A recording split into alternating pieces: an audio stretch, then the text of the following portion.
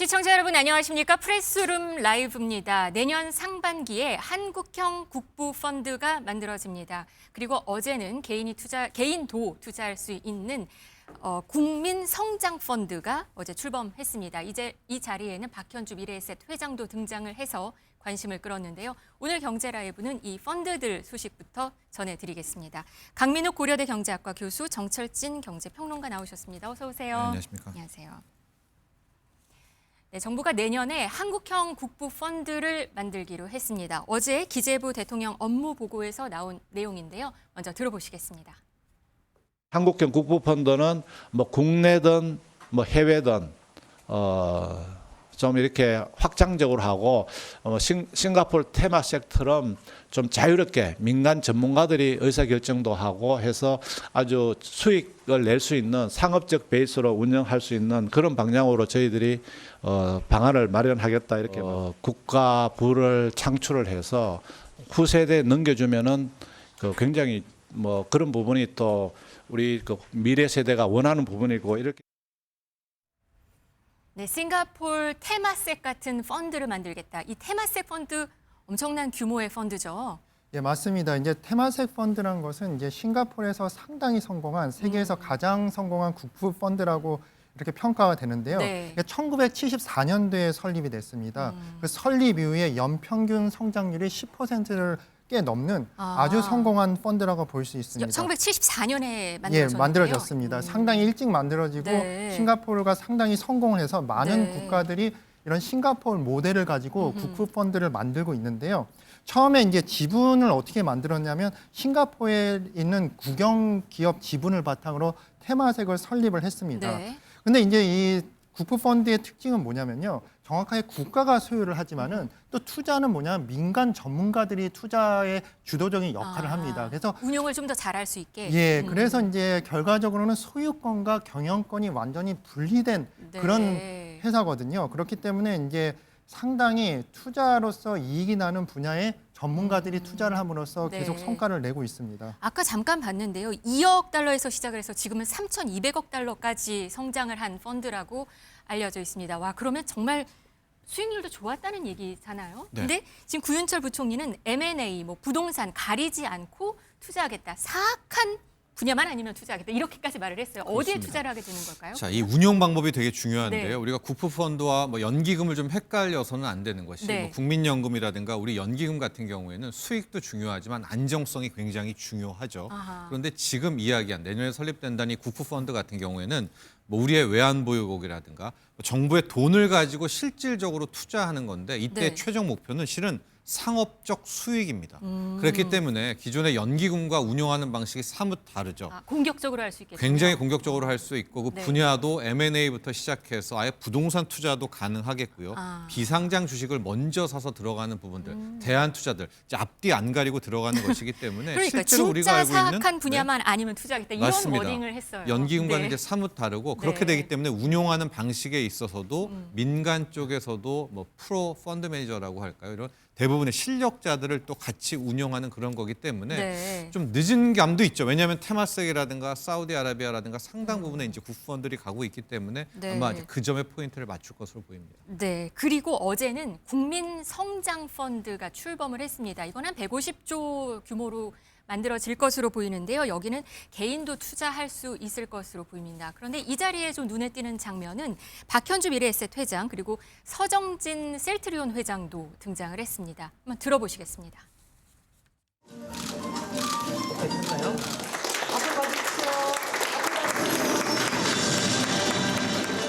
25년 전에 제가 창업할 때 만약에 이런 펀드가 있었더라면 이 펀드 자체를 만들었다는 것 자체가 엄청난 거예요. 그리고 전 세계 많은 투자 자금이 코리아를 향해서 몰려오고 있다. 이런 기적의 역사를 한번 쓰도록 저도 미력 하나마 최선을 다하겠습니다. 그럼 20년 뒤에 20%로 계속하면 어떻게 되느냐. 이게 복리 효과인데 여러분 깜짝 놀라실 거예요. 5,700조가 됩니다. 150조가 5,700조의 투자 펀드가 한국에 만들어지는 거예요, 여러분.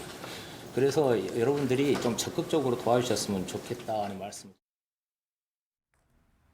네, 박현주 미래에셋 회장, 와, 150조가 5천조까지 갈 것이다. 이게 본인의 연 평균 연 수익률 20%를 얘기한 거예요. 네, 그렇습니다. 복리까지 합쳐서. 네, 그렇게 되는 거고요. 앞서 말한 국부펀드와 이번에 국민성장펀드는 좀 다른 구조입니다. 네. 이 국민성장펀드는 이제 이재명 정부에서 내놓게 되는 원래 청사진에 있었었는데 네. 정부가 이 정부채를 발행하면서 일정 부분의 씨앗을 하게 되는 거고요. 여기에 따라서 민간 쪽의 자금들 나오는 증권사라든가 금융사라든가 이런 것들이 함께 결합을 해서 네. 만들어지는 거고요. 그 규모를 지금 150조 원 정도로 키우겠다라고 이야기를 하고 있습니다.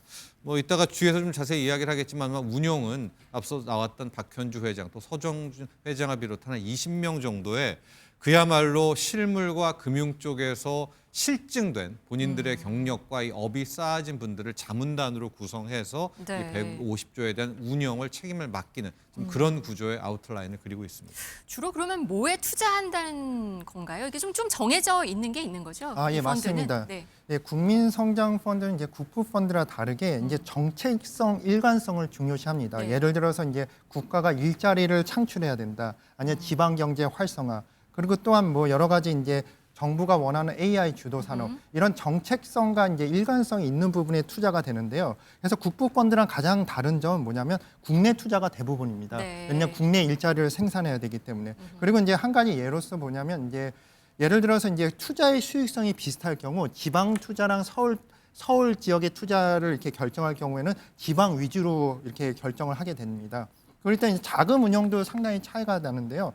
국민성장펀드는 뭐냐면 국가가 보증해서 이제 채권을 발행해서 한 반 정도의 자금을 만들고 나머지는 이제 민간 자금을 이제 운용을 하는 이런 형태를 가집니다. 네. 그러면 개인도 투자할 수 있을 거다라는 얘기가 들리는데 이건 어떤 구조로 이게 투자가 가능한 거가 될까요? 그러니까 지금 정부에서 이제 정확한 내용은 이제 말하지는 네, 아직 않았는데요. 안 나온 것 이제 같더라고요. 민간 자금이라 하면 이제 민간 투자회사들이 이제 주축이 되겠죠. 그리고 또한 이 자금 중에서는 이제 ETF 형식으로 마련해서 개미 투자자들도 이제 투자를 할 수 있는 가능성을 열어놓지 않을까 생각이 듭니다. 네. 근데 이제 개미 투자자 같은 경우에는 이제 내가 이제 국민성장펀드 이제 ETF를 산다 그러면 일단 국가 정책에도 도움이 돼서 자부심도 있고 내가 네. 국가 발전이나 성장에 이바지한다. 그리고 또한 이제 이게 수익이 나면 내가 이제 투자 수익도 얻을 수 있다. 이렇게 두 마리의 토끼를 잡을 수 있는 그런 식으로 이제 생각할 수 있는 네. 계기가 될 수 있을 것 같습니다. 수익률이 많이 나면 좋죠. 사실 박현주 회장이 등장해서 더 눈길을 끄는 것 같은데요. 박현주 미래에셋 그룹 회장, 우리나라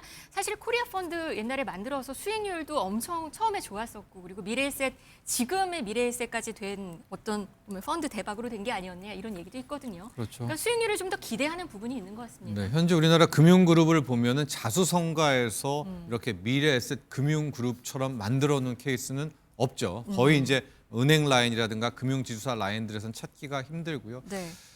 재벌 기업의 CEO들도 거의 지금 2세, 3세인데 이 박현주 회장 같은 경우에는 본인이 직접 이 미래에셋 금융그룹을 키운 케이스입니다. 네. 짧게 소개를 하면 이제 D 증권사에서 최고의 영업통이었었죠. 아, 그래서 과거에? 예, 과거에서 네. 이제 뭐 자기의 최연만 사장이라든가 합치 한 3명 정도가 네. 나와서 그 D 증권사에서 네. 그래서 바로 이 미래에셋 증권이라는 것을 차리게 되는 이것도 굉장히 입지전적인 네. 뭐 그런 성과였었고요. 물론 부침이 많았었습니다. 음. IMF 때 직후에 좋았다가 이후에 또 나빠졌다가 2007년 중국 열풀 때 정말 사세가 확장됐다가 2008년 금융위기 때는 뭐 지수가 대폭락하지 않았었습니까? 네. 그때는 또 어려움을 겪었다가 그런 와중 속에서 이 정도로 키웠고요.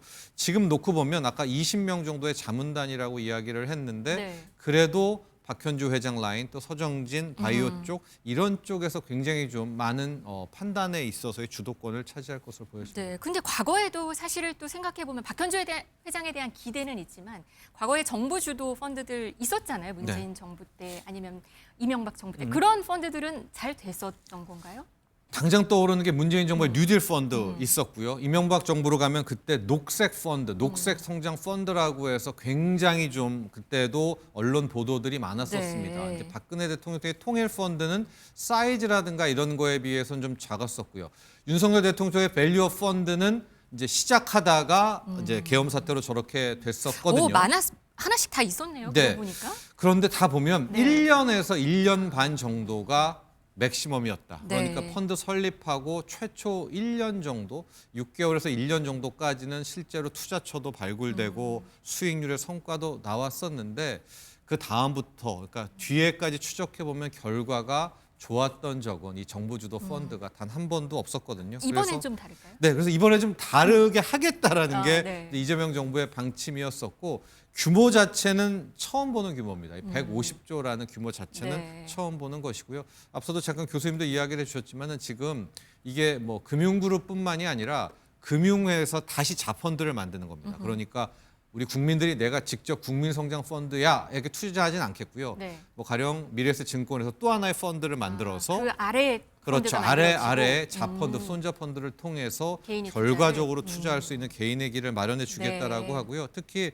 지금 확정되지는 않았지만 그때 투자할 때는 개인들에게 세제 혜택이라든가 손실 부분에 대해서는 이제 많은 다른 쪽으로 커버할 수 있는 네. 방안도 지금 강구하겠다라고 해서 이 국민성장펀드 일종의 붐 정도를 함께 지금 기획하고 있는 것 같습니다. 네, 뭐 정부가 자금을 좀 지원하고 수익을 국민과 좀 나눈다는 그런 목표 좀 정말 잘 됐으면 좋겠습니다.